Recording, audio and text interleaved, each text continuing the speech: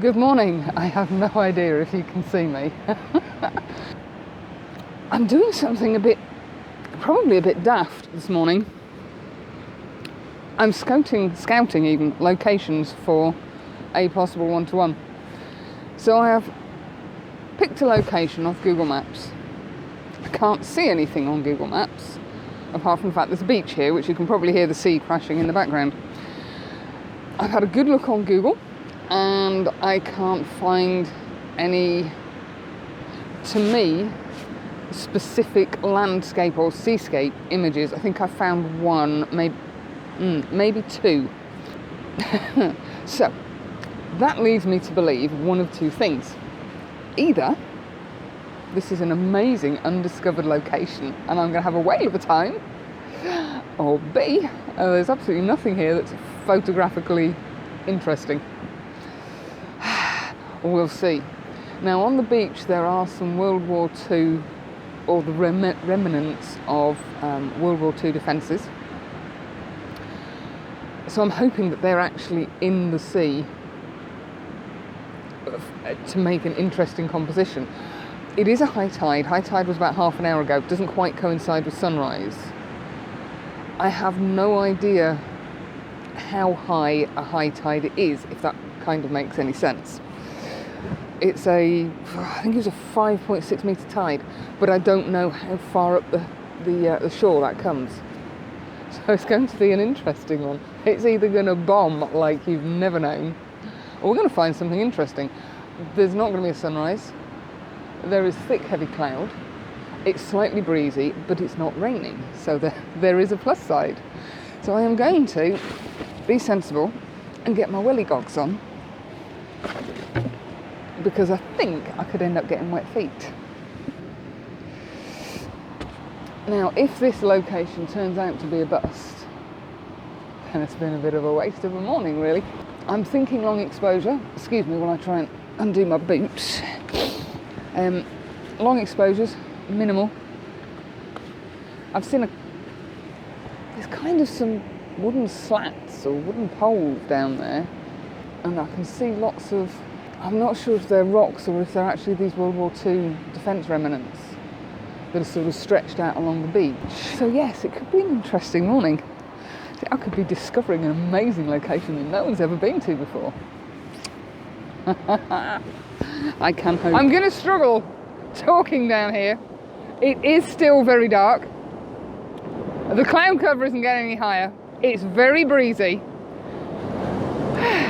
But it's dry and it's warm, so I'm not complaining. Now, excuse me spinning you around. I've picked out these three rocks. I think they're rocks, although they could be the remnants of the World War II defences. I've had to up the ISO to 320, I believe. Yes. To allow myself a short... Oh, excuse me. I'm trying to fiddle with the camera then. To allow myself a short enough exposure time that I was getting some dragging in the water. At 100 ISO, I was up at 20 seconds. And much as I like the ethereal, misty water, that was just a bit too much. Excuse me, I just need to fiddle with the setting. That's better. Back again. I apologise if the mic is picking up the wind, but it is quite breezy down here. Now I've just dropped the shutter speed to 3 seconds and I'm at f8. I'm focused in kind of tight on these rocks. The cloud is breaking up a little bit. We've got a really annoying bright patch over here, but I'm not using any filters. Whee! And what I'm aiming for is, as the water comes in and then it pulls back, to get that dragging. Yeah, it kind of works. Kind of works. The sea's coming in at all sorts of odd angles. I could spend hours just doing this. It sort of comes in and then swirls round, and sometimes it swirls round that way. Yeah. I'm shooting into the light, which is something I don't tend to do. And because I'm not sure this is the right way to describe it, I believe I'm metering off the dark rocks. So the exposure is being lifted to allow some detail to come out of the rocks. Oh, that looks like a good one. Which lightens the sky exposure considerably. But I'm just under clipping the highlights. As I say, this really is a, oh my God, what have I done? Have I wasted my time? But I don't think I have. Yeah, there's definitely not going to be any sunrise colour. You can see the cloud is starting to break there, but you've got a thick, heavy band across the horizon. So that is going to block, I think, any sunrise colour. It might just sneak through, because this lot, I don't know. But I do love being at the coast. Now down there is a mass of rocks, and as I say, what I believe are these World War II defences. You can see another clump there. But it's a good judge of how high a tide comes up. This was allegedly a 5.6 metre tide, and I can see the water line sort of somewhere around there. And high tide was 5:30. It's now around about 7:15-ish. And I'm sorry I've got my hood up, I'm just trying to keep myself warm. Right, I'm going to go for a wander down the other end, because I think I've got everything I need off here.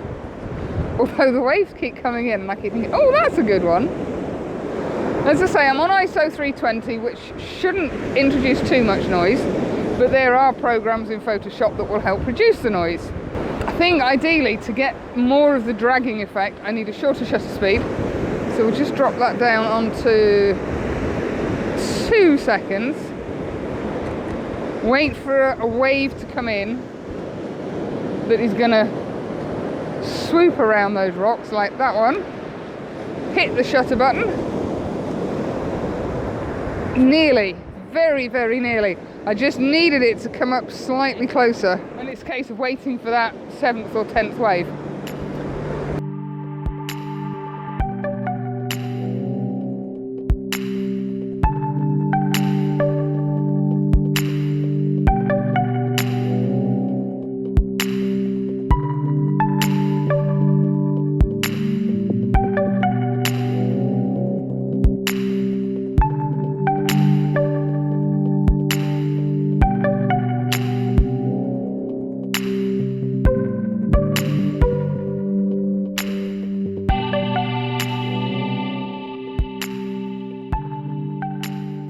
This is an interesting morning. Oh, I'm trying to stand out of the wind. Whew. The wind has picked up considerably.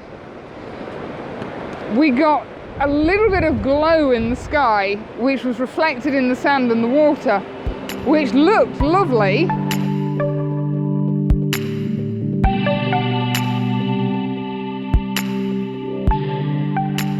But it made it really difficult to pick any detail up as the water was receding.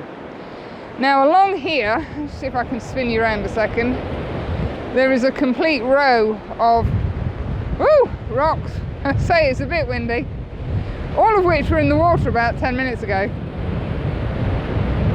And again, the tide's now almost complete, well, not almost completely out, but certainly out from around where I'm wanting to shoot. So I'm going to take a wander further down. Some of these defences have got beautiful seaweed on them, and the sun, or the glow from the sun was really picking that out. But I'm just not convinced that the images worked. It's always a gamble coming to somewhere new and somewhere that there aren't a lot of images on the web for you to judge what a place is like. But it's definitely been worth a trip down here. I've managed to reduce the ISO to 100.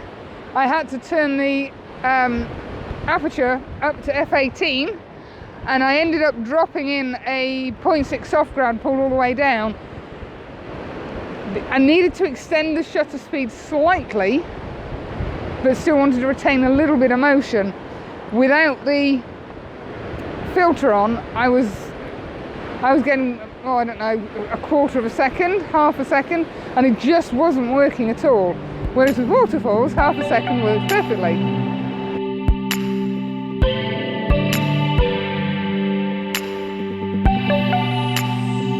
Oh, well, that was a really, really good fun morning. Completely unexpected, and I didn't have any preconceived ideas other than the fact I thought I wouldn't get anything at all because there is so little on Google Maps from this location. But I was pleasantly surprised. And I have 2 words for you. Dragon's eggs. Yeah, no, that's a bit random, isn't it? There was an image that I didn't vlog at all because I happened upon it purely by chance, and the wind was blowing. I'd got tripods falling over left, right and centre. I was trying to keep an eye on the tide, although I knew it was a receding tide. So I just thought, no, I'm not going to talk to you while I do this. I'm just going to get this shot. And I wasn't convinced it was going to work, but I shot it slightly high key, so I shot it slightly overexposed.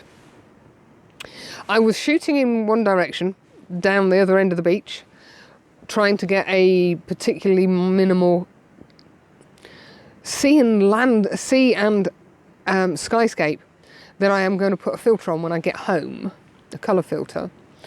And I just turned around and there was a row of rocks, and they were rocks. And it kind of, well, the first thing that sprang to mind was dragon's eggs. I was almost thinking of the triffids. I think I need help, don't I? I waited and waited and waited for the sun to pop out from behind the clouds to get a little bit of light on the first of the rocks, but it didn't happen. And unfortunately, whilst I was waiting for the light, the tide went out further than I wanted it to. But I did capture a first image with some water around it.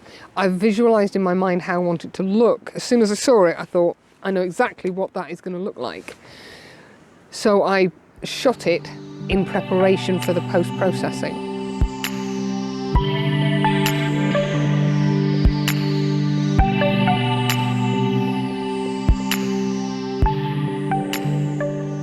And that leads me on slightly to conditions.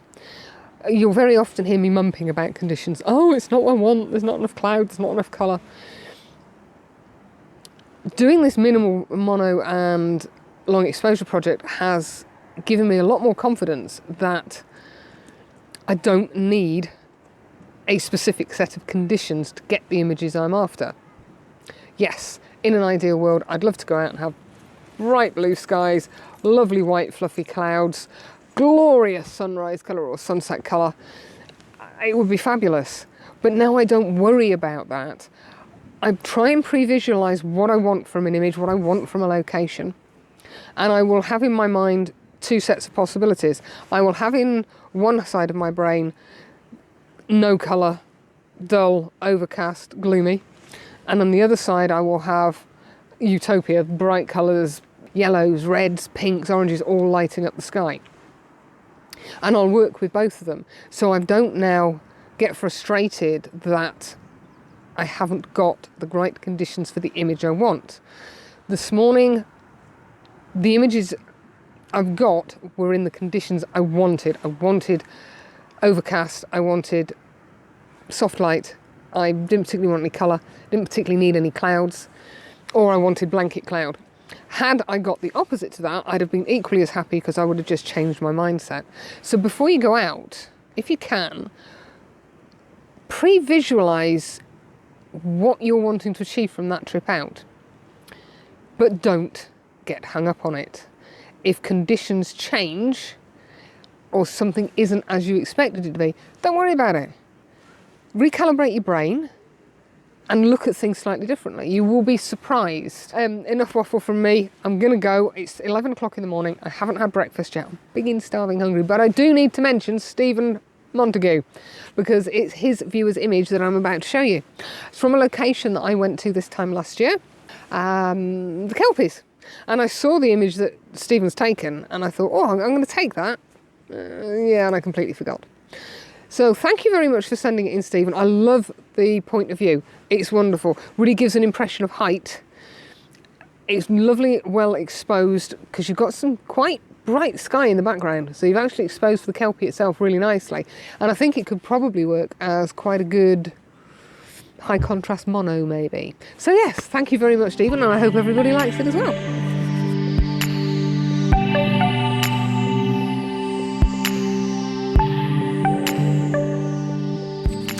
So thank you for coming along. I apologise that I haven't spoken to you much whilst I've been out and about. With tripods falling over and the wind blowing and being cold, I was really struggling to talk to you, and I know that one of the pieces to camera that I've done when I'm at a distance talking to you is out of focus, and I really can't go back and reshoot it. There's no point. The conditions have changed. It will not have any continuity to it. So I apologise for being slightly soft. That's probably not such a bad thing. So as I say, thank you very much for coming along. Hope you enjoy the images. Don't forget, go read Anne McCaffrey's Pern series about dragons, because they are real. Let me tell you, dragons exist. And I'll see you all same time next weekend. No one got a clue where I've been or where I'll be. It'll be as much of a surprise to me as it will be to you. Have a good weekend, guys and girls. Bye.